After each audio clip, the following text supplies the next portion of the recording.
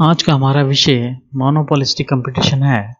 Monopolistic competition के अंतर्गत एकाधिकार प्रतियोगिता में लाभ अधिकतमकरण प्रॉफिट मैक्सिमाइजेशन की बात हम कर रहे हैं कि संतुलन किस स्थिति में होता है और आउटपुट और प्राइस का डिटर्मिनेशन किस इस प्रकार से होता है। एकाधिकारी प्रतियोगिता में कीमत तथा उत्पादन का निर्धारण का अध्ययन हम करें। मैंने पहले भी बताया एकाधिकारी या एकाधिकारात्मक एक ही बात है।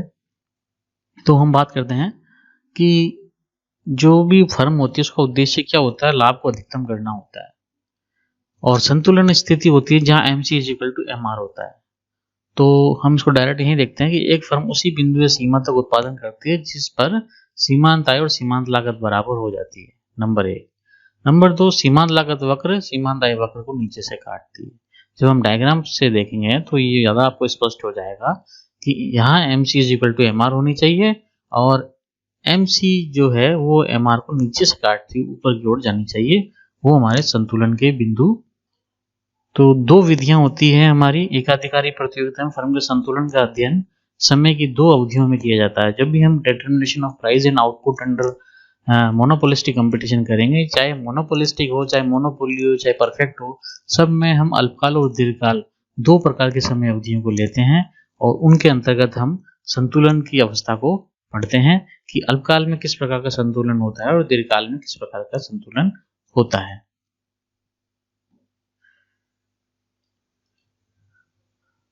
एकाधिकारी प्रतियोगिता बाजार की वह स्थिति होती है जिसमें किसी वस्तु के बहुत से विक्रेता होते हैं, परंतु प्रत्येक विक्रेता की दूसरी वस्तु दूसरे विक्रेताओं की वस्तुओं से किसी न किसी रूप में भिन्न होती है। तो ये हमने एकाधिकारी बाजार की विशेषताओं में पढ़ लिया कि वहाँ बहुत से विक्रेता होते हैं और उन सब की वस्तु जो होती है वो एक दूसरे से किसी न किसी प्रकार से भिन्न होती है, वस्तु विभेद होता है। अब हम बात करते हैं एकाधिकारी प्रतियोगिता की। एकाधिकारी प्रतियोगिता में अल्पकालीन संतुलन की बात करते हैं पहले हम, फिर उसके बाद में दीर्घकालीन संतुलन की बात करेंगे। शॉर्ट रन इक्विलिब्रियम इन मोनोपोलिस्टिक कंपटीशन। तो हमने पढ़ा कि दो जो भी अवस्था होती है वो उसमें दो संतुलन के कारण देखें हमने, MC is equal to MR और MC वक्र MR को नीचे से काट रहा होता है।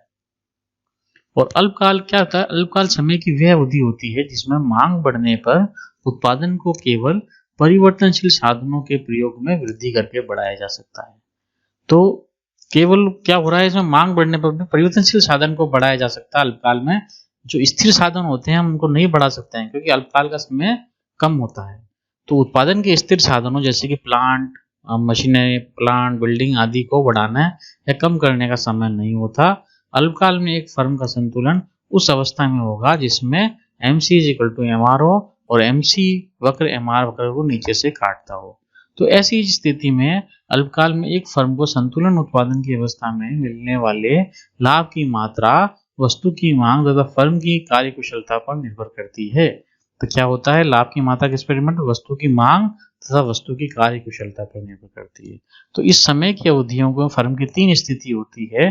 पहला होता है असामान्य लाभ, सुपर नॉर्मल प्रॉफिट, दूसरा होता है सामान्य लाभ की स्थिति और तीसरा होता है हानि की स्थिति। यानी एकाधिकारी प्रतियोगिता वाली फर्म की अल्पकालीन संतुलन स्थिति को चित्र की सहायता से स्पष्ट किया जा सकता है। चित्र के माध्यम से हम समझाएंगे। तो मुख्य बात जो है वो अल्पकाल के अंतर्गत तीन स्थितियां हम देखने को मिलेगी, super normal profit, normal profit और लॉस। क्योंकि दीर्घकाल में जो एकाधिकार फर्म है वो लॉस उठा के काम नहीं करेगी। लॉस उठाएगी तो वो अपना उत्पादन ही छोड़ देगी, बंद कर देगी उत्पादन। तो ऐसी स्थिति में दीर्घकाल में हमें हानि की स्थिति भी नहीं देखती है और कई बार हमें असामान्य लाभ की स्थिति भी देखने को नहीं मिलती, क्योंकि असामान्य लाभ एक समय तक उसको प्राप्त होता है पर धीरे धीरे जब पैमाने के समान प्रतिफल मिलना शुरू होते हैं तो वो स्थिति सामान्य लाभ की स्थिति में आ जाती है। नेक्स्ट है MR तथा MC की समानता संतुलन की मानक शर्त है। तो मानक शर्त क्या होती है? MR इज इक्वल टू, ये सभी मार्केट में हमको देखने को पड़ेगी कि संतुलन की अवस्था वहां होती है जहां मार्जिनल रेवेन्यू और मार्जिनल कॉस्ट दोनों बराबर होती है, जहां एकाधिकार को न्यूनतम हानि होती है। हम बात करते हैं असामान्य लाभ की। असामान्य लाभ, सुपर नॉर्मल प्रॉफिट, यानी जिसमें फर्म को अधिक प्रॉफिट होता है। तो फर्म बिंदु ई पर संतुलन में है। अब इस डायग्राम के माध्यम से समझते हैं हम कि फर्म जो है बिंदु ई पर संतुलन में है, ठीक है, क्योंकि ई बिंदु पर MC is equal to MR है। देखिए MR ये आ रहा हमारा AR वक्र, इस डायग्राम को मैं बड़ा कर देता हूं।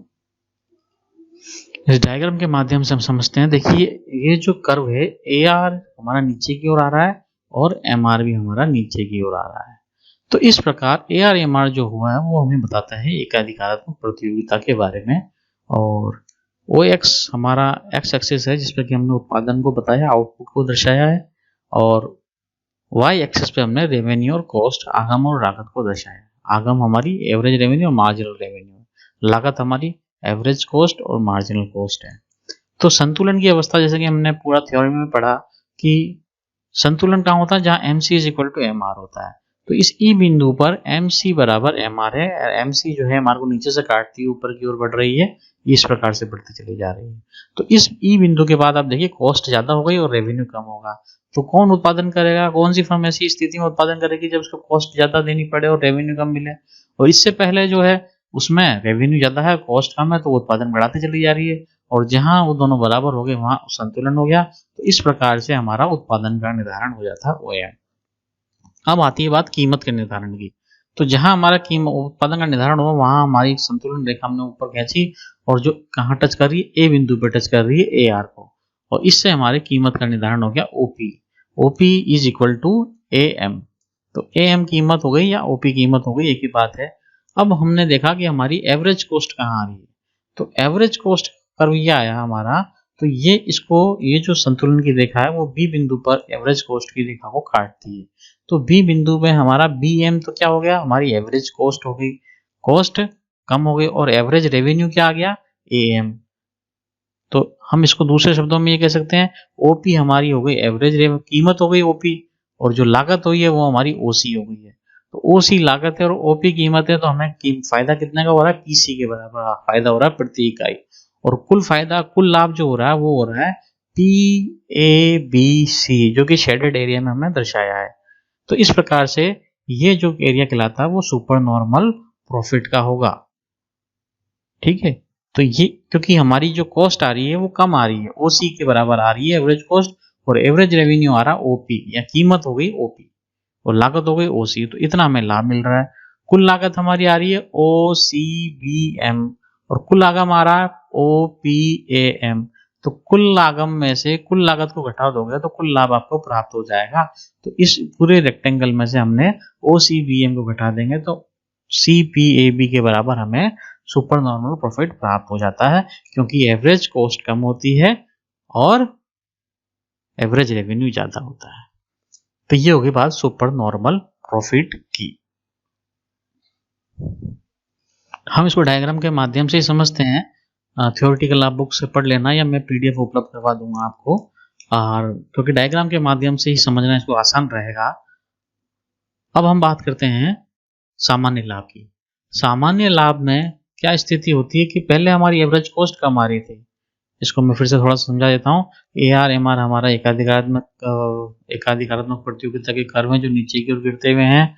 OX हमारा आउटपुट को दर्शाया गया है, OY हमारा रेवेन्यू और कॉस्ट को दर्शाया है। ये हमारा AC कर्व है, ये हमारा MC कर्व है। संतुलन कहाँ होता है, जहाँ MC is equal to MR होता है, ये दिखाया MC is equal to MR है। तो इस बिंदु पर संतुलन हुआ, OM हमारा उत्पादन का बिंदु हो गया, और ये रेखा हमने ऊपर खींची तो ये AR की यहाँ टच हुई थी, तो M हमारी कीमत हो गई, AR हो गया एवरेज रेवेन्यू हो गया, औसत आगम हो गई, तो AM हमारी औसत आगम AM is equal to OP, एक ही बात है। तो OPAM हमारे पास कुल आगम आ रही है। अब हमारा लागत कर्व क्या है, इस प्रकार से, तो लागत बिंदु आ रहा है हमारा A पे, तो हमारी लागत और आगम दोनों क्या आ रही है, बराबर आ रही है। तो हमारा लागत क्या हुआ AM, हमारी आगम क्या हुई AM, तो लागत average cost is equal to average revenue. तो ऐसी स्थिति में हमारी कीमत और लागत दोनों बराबर आ रही है। तो जो लागत होती है उसमें हम ये मान के चलते हैं उसने अपने प्रॉफिट को शामिल कर लिया है, तो नॉर्मल प्रॉफिट की स्थिति ये होती है, ये नॉर्मल प्रॉफिट कहलाता है, जहां AC is equal to AR होता है A बिंदु पर। नेक्स्ट हम चलते हैं लॉस की कंडीशन पे। अब यहाँ क्या होता है, लॉस होता है, एक फर्म को हानि होती है। पर एक फर्म हानि कब तक उठा सकती है? वो अपनी परिवर्तनशील लागत की हानि उठा सकती है। यदि उसे स्थिर लागत की भी हानि उठानी पड़े तो वो अपना उत्पादन बंद कर देती है। तो यहाँ हम डायग्राम के माध्यम से समझते हैं। हमारा ओ एक्स अक्ष पर हमने उत्पादन को दिखाया गया आउटपुट, और ओ वाई अक्ष पर हमने लागत और आगम को दिखाया। वही हमारा ए आर कर्व है, यही हमारा एम आर कर्व है। ए आर एम आर हमारा एकाधिकारात्मक प्रतियोगिता के बारे में दिखा रहा है, और इस प्रकार से M C is equal to M R, यहाँ भी हमने बताया ई बिंदु पर हमारा M C is equal to M R है, जो कि उत्पादन को दर्शाता है, उत्पादन के संतुलन को दर्शाता है। ओ एम हमारा संतुलन का बिंदु हो गया, और इस प्रकार से एक रेखा हमने ये खींची इस संतुलन बिंदु से मिलाती हुई ऊपर, जो कि हमारे इस ए आर कर्व के ए बिंदु पर टच होती है। तो इस प्रकार से हमारा ए एम हमारा औसत आगम हो गया, एवरेज रेवेन्यू, जो कि किसके बराबर है? ओपी के बराबर है। तो कुल आगम हमारा क्या हो गया? कुल औसत आगम ओ पी ए एम के बराबर। अब हमने ये तो बात हुई हमारी ए आर के पॉइंट पे कीमत का निर्धारण हो गया, तो उत्पादन का निर्धारण हो गया और कीमत का निर्धारण हो गया, क्योंकि इस संतुलन बिंदु से जो बिंदु टच करती है ए आर पर, वहां से हमारा संतुलन का बिंदु का निर्धारण हो जाता है, वही कीमत का निर्धारण हो जाता है। अब हम बात करते हैं कॉस्ट की। तो हमारी ये देखिए एस ए सी हमारा इस प्रकार से ये जा रहा है एस ए सी। तो ये एस ए सी के कहाँ टच हुई? इस एन बिंदु पर टच हुई। तो एन बिंदु, तो एन ए के बराबर ये हमारी रेवेन्यू थी ए एम, और हमारी कॉस्ट आ रही है एन एम। तो हमारी कॉस्ट क्या हो गई? ज्यादा हो गई। इसको हम इधर की तरफ देखें तो सी ओ, तो हमारी कॉस्ट आ गई, और हमें जो कीमत मिल रही है वो ओपी हो रही है। तो उत्पादक को, सामान्य सी बात है, उत्पादक को हानि होगी, क्योंकि उसकी लागत ज्यादा आ रही है और उससे आगम कम हो रही है। Average revenue is less than average cost. तो एवरेज कॉस्ट ज्यादा है, सामान्य सी बात है, एवरेज कॉस्ट ज्यादा होगी तो उत्पादक को हानि का सामना करना पड़ेगा। अब ये हानि कहाँ तक उठा सकता है? तो इसको भी हमने चित्र के माध्यम से बताया कि कितनी हानि उठा सकता है। वो एन ए के बराबर एवरेज कॉस्ट के बराबर हानि, एवरेज वेरिएबल कॉस्ट के बराबर हानि उठा सकता है। यदि वो फिक्स कॉस्ट की भी हानि होगी तो उत्पादन को बंद कर देगा। तो हमारी कुल हानि कितनी हो गई? ए पी सी एन के बराबर, ठीक है, ए पी सी एन के बराबर कुल हानि हो गई। और कुल आगम कितना हुआ? जैसे कि हम वापस देखें तो कुल आगम, औसत आगम हमारा हो गया, कुल औसत आगम ओ पी ए एम के बराबर, और कुल लागत आ रही है ओ सी एन एम के बराबर। तो हम कुल लागत में से कुल आगम को घटाएंगे तो हमारे पास ये शेडेड एरिया दर्शाया है, तो ये ए पी सी एन के बराबर हमको हानि उठानी पड़ रही है। तो इस प्रकार हमने इस डायग्राम में तीनों का अध्ययन करा। तो यहाँ मुख्य बात यह है कि संतुलन बिंदु तो हमने देखा कि ई बिंदु सबके सब में सेम आ रहा है, परंतु एवरेज कॉस्ट जो है वो परिवर्तित हो रही है, हमने चित्र के माध्यम से जो समझाया।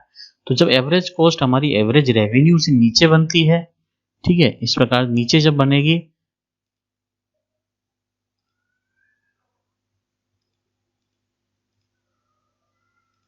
जब हमारी एवरेज कॉस्ट यदि नीचे बनती है तो वो ये बिंदु टच हो जाता है, तो इतना हमें लाभ मिलता है। यदि हमारी एवरेज कॉस्ट इसके बराबर मिलती है, ठीक है, इस ए बिंदु के बराबर, तो हमें सामान्य लाभ की स्थिति होती है। और जो हमने इस डायग्राम के माध्यम से बताया है, एसएसी जो है वो ये हो ऊपर निकल जाती है एवरेज रेवेन्यू से, तो हमें हानि की स्थिति होती है। इस डायग्राम की आप जितनी प्रैक्टिस करेंगे उतना ही आपको परफेक्शन मिलेगा। यदि आप प्रैक्टिस नहीं करेंगे तो आपको प्रैक्टिस करना अनिवार्य है। यदि आप इन डायग्राम की प्रैक्टिस नहीं करेंगे तो आप इन डायग्राम्स को एग्जाम के टाइम में सही नहीं बना पाएंगे, क्योंकि इनमें माइन्यूटली अंतर होता है कि किस प्रकार हमको सुपर नॉर्मल प्रॉफिट दिखाना है, असामान्य लाभ दिखाना, किस प्रकार सामान्य लाभ दिखाना, किस प्रकार हानि दिखानी है। यदि आप तीनों को एक साथ बना के देखोगे तभी आप तीनों के अंतर को महत्वपूर्ण अच्छी तरीके से समझ पाओगे और एग्जाम में बना पाओगे। तो प्रैक्टिस इसमें बहुत ज़्यादा जरूरी है। पूरी माइक्रो इकोनॉमिक्स में आपको डायग्राम की प्रैक्टिस बहुत ज़्यादा करनी है, तभी आप इसको अच्छी तरह कर पाएंगे और समझ पाएंगे। धन्यवाद।